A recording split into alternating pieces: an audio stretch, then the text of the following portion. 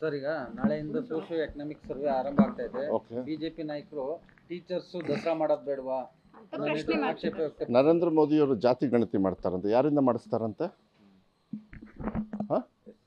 C I am very happy. ನೀವು ಕೇಳ್ತಕ್ಕಂಥ ಪ್ರಶ್ನೆ ಇದೆಯಲ್ಲ, ನೀವು ಕೇಳ್ತಕ್ಕಂಥ ಪ್ರಶ್ನೆ ಸೋಷಿಯೋ ಎಕನಾಮಿಕ್ ಅಂತ ಕೇಳಿದ್ರಲ್ಲ, ಅದಕ್ಕೆ ಸಂತೋಷ ಆಯಿತು.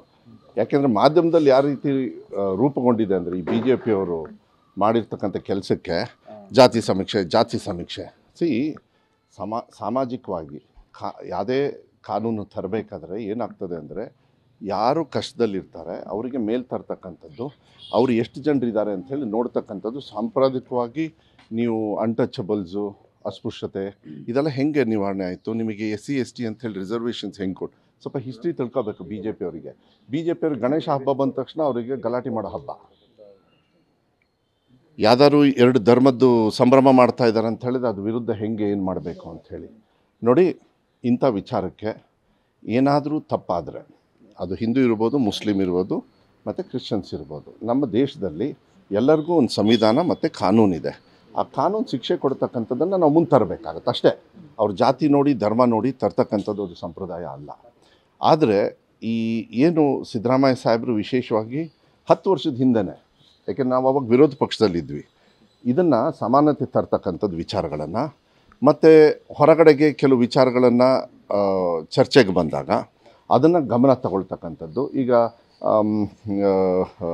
ಮಾದರ ಕ್ರಿಶ್ಚಿಯನ್ಸು ಅಂತ ಹೇಳಿ ಬಂತು. ನಾನೇ ಮೊನ್ನೆ ಒಂದು ಬಸವಣ್ಣವರ ಒಂದು ಯಾತ್ರೆ ನಡೀತಾ ಇದೆ, 4ನೇ ತಾರೀಕು ಸಮಾರೋಪ, 5ನೇ ತಾರೀಕಲ್ಲಿ ಇದರಲ್ಲಿದೆ, ಇಲ್ಲಿ ಪ್ಯಾಲೇಸಲ್ಲಿ. ಅಲ್ಲಿ ಎಲ್ಲ ಸ್ವಾಮೀಜಿಗಳು ಇದ್ದರು, ಭಾಳ ಜನರಿದ್ದರು. ಅವ್ರ ಎದುರುಗಡೆನೇ ನನಗೆ ಚಿತ್ರದುರ್ಗ ಸ್ವಾಮೀಜಿಯವ್ರು ಹೇಳಿದರು, ಮಧುವರೇ ದಯವಿಟ್ಟು ನೀವು ಕೂಡ ಮಂತ್ರಿ ಆಗಿದ್ದೀರಿ, ನೀವು ಕೂಡ ಮಾತಾಡ್ತಕ್ಕಂಥ ಹಕ್ಕಿದೆ, ದಯವಿಟ್ಟು ನಾಳೆ ಮಂತ್ರಿಮಂಡಲದಲ್ಲಿ ಅಲ್ಲ ಮಾನ್ಯ ಮುಖ್ಯಮಂತ್ರಿಗಳಿಗೆ ಮನವಿ ಮಾಡಿ ಈ ಕ್ರಿಶ್ಚಿಯನ್ ಅಂತ ಪದನ ತೆಗಿಬೇಕಂತ. ನನಗೂ ಅದು ಸರಿ ಅನ್ನಿಸ್ತು. ಅದಾದಮೇಲೆ ನಾನು ಕ್ಯಾಬಿನೆಟಲ್ಲಿ ನಾನು ಕೂಡ ಬೇರೆಯವರೆಲ್ಲರೂ ಮಾತಾಡ್ದಂಗೆ ನಾನು ಕೂಡ ಹೇಳಿದವನ್ನೇ, ಜಾತಿನೇ ಒಂದು ಧರ್ಮಕ್ಕೆ ಒಂದು ಧರ್ಮದಲ್ಲಿ ಉಪಜಾತಿಗಳಿರ್ತವೆ. ಒಂದು ಜಾತಿನ ಹೋಗಿ ಬೇರೆ ಧರ್ಮಕ್ಕೆ ತರ್ತಕ್ಕಂಥದ್ದು ಎಲ್ಲೋ ಒಂದು ರೀತಿಯಲ್ಲಿ ಕನ್ಫ್ಯೂಷನ್ ಆಗ್ತಾ ಇದೆ. ಅದು ಜನರಲ್ಲಿ ಚರ್ಚೆನೂ ಕೂಡ ಬಂದಿದೆ. ಇದು ಅರ್ಥಪೂರ್ಣವಾಗಿರ್ತಕ್ಕಂಥ ಚರ್ಚೆ. ಅದಕ್ಕೋಸ್ಕರ ನೀವು ದಯವಿಟ್ಟು ಇದನ್ನು ಚರ್ಚೆ ಮಾಡಬೇಕು ಅಂದಾಗ ಮೊನ್ನೆ ಪಾಪ ಶಿವರಾಜ್ ತಂಗಡಿಗರಿ ಅವ್ರನ್ನೂ ಅಷ್ಟು ಆ ಕಡೆಯಿಂದ ಈ ಕಡೆ ಕೂರಿಸಿ ಅವ್ರು ಹೇಳಿದರು ಹಿಂಗಿದೆ ಅಂತ. ಇಲ್ಲ ಸರ್, ಇದು ಜನರೇ ಆಯ್ಕೆ ಮಾಡಿಬಿಟ್ಟಿದ್ದಾರೆ, ಜನರೇ ಕೊಟ್ಟಿರೋದು. ಜನರು ಏನು ಮಾಡ್ತಾರೆ, ಹೇಳ್ತಾರೆ ಹಿಂಗೆ ನಮ್ಮದು ಹಿಂಗೆ ಬರ್ಸಿ ಅಂತ. ಈಗ ಯಾರೊಬ್ರು, ಈಗ ಇಳವಾಸು ಕೇರಳದಲ್ಲಿ ಅವ್ರು ಕ್ರಿಶ್ಚಿಯನ್ಸ್ ಕನ್ವರ್ಟ್ ಆಗಿದ್ದಾರೆ, ನಾವು ಇಳವ ಕ್ರಿಶ್ಚಿಯನ್ಸ್ ಅಂದ್ಬಿಡ್ತಾರೆ. ಸೊ ಅದು ಸಂಬಂಧನೇ ಬರಲ್ಲ. ಇಳವಾಸು ಕ್ರಿಶ್ಚಿಯನ್ಸಿಗೆ ಕನ್ವರ್ಟ್ ಆದವು ಕ್ರಿಶ್ಚಿಯನ್ಸ್ ಆಗ್ತಾರೆ. ಸೊ ಇಂಥ ಚರ್ಚೆ ಬಂದಾಗ ಗೊಂದಲ ಸೃಷ್ಟಿಯಾಗುತ್ತೆ, ನಮ್ಮಿಂದ ಆಗೋದು ಬೇಡ ಅಂತ ಹೇಳಿ ಅದನ್ನು ಎಲ್ಲ ಈ ಕ್ರಿಶ್ಚಿಯನ್ಸ್ ಪದ ತೆಗಿಬೇಕು ಅಂತ ಮಾನ್ಯ ಮುಖ್ಯಮಂತ್ರಿಗಳು ನಿನ್ನೆ ಹೇಳಿದ್ದಾರೆ, ಸ್ಪಂದನೆ ಮಾಡಿದ್ದಾರೆ. ಬಟ್ BJP ಅವ್ರು ಹೇಳಿರೋದೆಲ್ಲ ಸತ್ಯ, ಚಾನ್ಸೇ ಇಲ್ಲ. ಅವ್ರ ಅಪನಾಣೆಗಳು ತಿಳ್ಕೊಬಿಡಿ.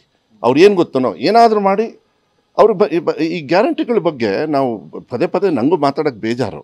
ಯಾಕೆಂದ್ರೆ ನಮಗೇನಂದರೆ ಸಂತೋಷ ಜನರಿಗೆ ತಲುಪಿದೆ ಅಂತ. ಇವರೇ ಧಿಕ್ಕರಿಸ್ತಾ ಇದ್ರಲ್ಲ, ಇವರು ಎಷ್ಟು ರಾಜ್ಯದಲ್ಲಿ ಈ ಗ್ಯಾರಂಟಿನ ತಗೊಂಡು ಅನುಷ್ಠಾನ ಮಾಡಿದ್ದಾರೆ ಹೇಳಿ ನೋಡೋಣ. ಅಲ್ಲ, ಮಾದರಿ ಅಲ್ಲ, ಬಾಯಲ್ಲಿ ಹೇಳಿ ಮಾಡೇ ಇಲ್ಲ ಇವರು. ಬರೀ ಸುಳ್ಳು ಓಟ್ ಹಾಕ್ಸ್ಕೊಂಡು ಸುಮ್ಮನೆ ಕೂತ್ಕೊಂಡ್ಬಿಟ್ಟಿದ್ದಾರೆ ಇವರು. ನಾವು ಮತ ಹಾಕ್ಸ್ಕೊಂಡು ಇವತ್ತು ಅನುಷ್ಠಾನ ಮಾಡಿದ್ವಿ. ಅದಕ್ಕೆ ಟೀಚರ್ಸ್ ಬಳಕೆದು ನಾನು ಫಸ್ಟೇನು ಕೂಡ ಹೇಳಿದೆ, ಶೈಕ್ಷಣಿಕವಾಗಿ ಮಕ್ಕಳಿಗೆ ತೊಂದರೆ ಆಗ್ತದೆ, ದಯವಿಟ್ಟು ನೀವು ಯಾವುದೇ ಕಾರಣಕ್ಕೂ ಇದನ್ನು ಮಾಡೋಕ್ಕೆ ಹೋಗಬೇಡಿ, ಏನು ಟೀಚರ್ಸ್ನ ಬಳಕೆ ಮಾಡಬೇಡಿ. But there is no other system ನಮ್ಮದ್ರಲ್ಲಿ. ನಮಗೆ ಬೇರೆ ನಿಮಗೆ ಕ್ಲಾರಿಟಿ ಬರಬೇಕಂದ್ರೆ ಇನ್ಯಾವುದಾದ್ರು ಸಿಸ್ಟಮ್ ಇದ್ದರೆ ದೆನ್ ಮಾನ್ಯ ಮುಖ್ಯಮಂತ್ರಿಗಳಿದ್ರು, ಇಲ್ಲ ಮದು ಹಿಂಗೆ ಆಗುತ್ತೆ, ಸೊ ತೊಂದರೆ ಆಗುತ್ತೆ, ಟೀಚರ್ಸ್ನ ಹಾಲಿಡೇಯಲ್ಲಿ ಬಳಕೆ ಮಾಡ್ಕೊಳ್ಳೋಣ, ಅವ್ರಿಗೆ ಹೆಚ್ಚುವರಿ ಹಣವನ್ನು ವ್ಯವಸ್ಥೆ ಕೊಡಬೇಕು, ಅದು ಗೌರವಧನ ಕೊಡಬೇಕು, ಅದನ್ನು ಕೊಟ್ಬಿಟ್ಟು ಮಾಡೋದು.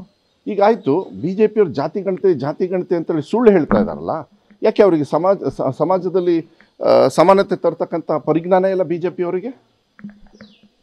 ಇವ್ರು ಎಷ್ಟು ಅಂತ ಹೇಳಿದರೆ ಟ್ರಂಪ್ನ ಹೋಗಿ ಶೇಕ್ ಹ್ಯಾಂಡ್ ಹೊಡಿತಾರೆ, ಅವನು ಉಲ್ಟಾ ಹೊಡೆದ ತಕ್ಷಣ ಇಲ್ಲಿ ಚೈನಾಗೆ ಹೋಗ್ತಾರೆ, ಚೈನಾದಿಂದ ನಾವು ಟಿಕ್ಟಾಕು ಅದು ಇದು ಬ್ಯಾನ್ ಮಾಡ್ತೀವಿ ಅಂತ ಹೇಳಿ ಏನು ಹೋಗಿ ಅವ್ರದ್ದು ಏನು ಅವ್ರ ಹಾವಭಾವ ನೀವು ನೋಡಿದಿರಲ್ಲ. ಮಾಡಬಾರ್ದು ಅಂತ ಹೇಳಲ್ಲ. ನಮ್ಮ ಪ್ರಧಾನಮಂತ್ರಿ ತಪ್ಪು ಮಾಡಿದಾಗ ಪ್ರಶ್ನೆ ಮಾಡೋದಕ್ಕೆ ಎಲ್ಲ ಪ್ರಜೆಗಳಿಗೂ ಇದೆ. ಅದು BJP ಅವ್ರು ಮಾಡಿದಾರಾ? ಅದಕ್ಕೆ ಹೇಳೋದು, BJP ಅವರ ಚಿಂತನೆ, ಖಂಡನೆ, ಅವರ ಸಿಸ್ಟಮ್ ಏನಿದೆಯಲ್ಲ, ಕಟ್ಟುವಾಗಿ ನಾವು ಖಂಡನೆ ಮಾಡಬೇಕು, ದ್ವೇಷ ಮಾಡಬೇಕು, ಅದನ್ನು ತಳಮಟ್ಟಕ್ಕೆ ತಗೊಂಡು ಹೋಗ್ಬೇಕಾಗತ್ತೆ. ಅದನ್ನು ನಾನು ಮಾಡೇ ಮಾಡ್ತೀನಿ ನಮ್ಮ ಇದರೊಳಗೆ. ಸುನಿಲ್ ಕುಮಾರ್ ನೇತೃತ್ವದ ಹಿಂದುಳಿದ ವರ್ಗಗಳ ಬಿಜೆಪಿ ಹಿಂದುಳಿದ ವರ್ಗಗಳ ನಾಯಕರ ನಿಯೋಗ ಹೋಗಿ ಭೇಟಿ ಕೊಟ್ಟು ಅಂದ್ರೆ ಮನವಿ ಕೊಟ್ಟು ಇದನ್ನ ಕೈ ಬಿಡಿ, ಜಾತಿ ಗಣತಿ ಬೇಡ ಅನ್ನೋ. ಅದು ಸರ್ಕಾರದಿಂದ ನಾಮಿನೇಟ್ ಮಾಡಿರೋದ, ಸರ್ಕಾರದಿಂದ ಕಾನೂನುಬದ್ಧವಾಗಿ ಮಾಡಿರ್ತಕ್ಕಂಥ ಕಮಿಟಿನ, ಅದು ಕಾನೂನುಬದ್ಧವಾಗಿ ಮಾಡಿರ್ತಕ್ಕಂಥ ಮಂಜುನಾಥ್ ನಾಯ್ಕ್ ಅವ್ರದ್ದಿದೆ, ಅವ್ರು ಮಾಡ್ತಾರೆ. ಬಿಜೆಪಿ ಅವ್ರದ್ದು ಮಾಡಿದ ತಕ್ಷಣ ನೀವು ಅದನ್ನೇ ನನಗೆ ಕೇಳ್ತೀರಿ. ವಿರೋಧ ಮಾಡ್ತಾ ಇದಾರಲ್ಲ ಅವ್ರು ಬಿಜೆಪಿ ಅವ್ರಿ, ಅವ್ರು ಬೆಳಗ್ಗೆಯಿಂದ ಸಾಯಂಕಾಲದವ್ರಿಗೆ ಅಧಿಕಾರ ಬಂದ ತಕ್ಷಣ ಸಗಣಿ ತಿನ್ನಕ್ಕೆ ಹೋಗ್ತಾರೆ. ಬೇರೆ ಸಂದರ್ಭ ಅದೇ 40%. ನೆಕ್ಸ್ಟು ಅಧಿಕಾರ ಇಲ್ಲ ಅಂದ ತಕ್ಷಣ ಈ ಥರ ಕೆಟ್ಟ ಬುದ್ಧಿ ತೋರಿಸ್ತಕ್ಕಂಥದ್ದು ಅದು ಸ್ವಭಾವ ಅವ್ರದ್ದು. ಯಾರಿಗೆ ಯಾವ ಕಾರ್ಯಕ್ರಮ ಬರ್ರಿ, ಎಷ್ಟು ಕಾರ್ಯಕ್ರಮನ ಬಡವರಿಗೆ ಕೊಟ್ಟಿದ್ದಾರೆ ಹೇಳ್ರಿ, ಎಷ್ಟು ಜನರಿಗೆ ಭೂ ಹಕ್ಕನ್ನು ಕೊಟ್ಟಿದ್ದಾರೆ, ಎಷ್ಟು ಜನರಿಗೆ ಕಿತ್ತಾರೆ ಹೇಳ್ತೀನಿ ಬೇಕಾದ್ರೆ, ನಂತರ ಇದು ಲೆಕ್ಕ ಶಿವಮೊಗ್ಗದಿಂದನೇ ಸ್ಟಾರ್ಟ್ ಮಾಡೋಣ. ಅದಕ್ಕೆ ನಾನು ಹೇಳೋದು ಏನು, ಈ ಸಾಮಾಜಿಕ ಸಮೀಕ್ಷೆಯನ್ನು ಮಾಡ್ತಾ ಇದ್ದಾರೆ, ನಮ್ಮನ್ನು ಅಳತೆ ಮಾಡಬೇಕು, ಎಲ್ಲೆಲ್ಲಿದ್ದೀವಿ ನಾವು, ಯಾವ ಸಂದರ್ಭದಲ್ಲಿದ್ದೀವಿ, ಸಾಮಾಜಿಕವಾಗಿ ಅವಶ್ಯಕತೆ ಇದೆ. ಅದು ಕಾಂಗ್ರೆಸ್ ಪಕ್ಷದ, ನಮ್ಮ ದೇಶದಲ್ಲೂ ಕೂಡ ಮಾನ್ಯ ರಾಹುಲ್ ಗಾಂಧಿಯಿಂದ ಹಿಡಿದು ಮಲ್ಲಿಕಾರ್ಜುನ್ ಖರ್ಗೆ ಅವರಿಂದ ಹಿಡಿದು ಸಿದ್ದರಾಮಯ್ಯ ಕನಸು ಕೂಡ, ಯಾಕೆಂದರೆ ಸಮಾನತೆಯನ್ನು ತರಬೇಕು.